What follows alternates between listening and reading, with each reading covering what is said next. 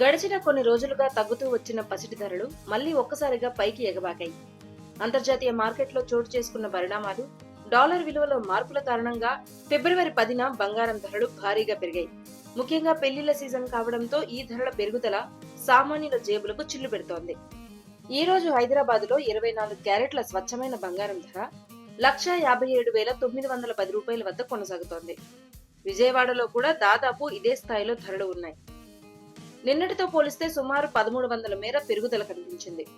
22 క్యారెట్ల బంగారం ధర హైదరాబాద్ లో 1,44,750 రూపాయల వద్ద కొనసాగుతోంది. బంగారం ధరలతో పాటు వెండి ధరలు కూడా పెరుగుతూ ఉన్నాయి. అంతర్జాతీయ మార్కెట్లో పారిశ్రామికంగా వెండికి డిమాండ్ పెరగడం, మరోవైపు డాలర్ విలువలో ఒడిదుడుకుల వల్ల నేడు వెండి ధరలు కూడా భారీగా పెరిగాయి. కాస్త పెరిగి 3 లక్షల మార్కును దాటేసింది. నేడు కిలోకు 3,100,000 రూపాయలుగా ఉంది.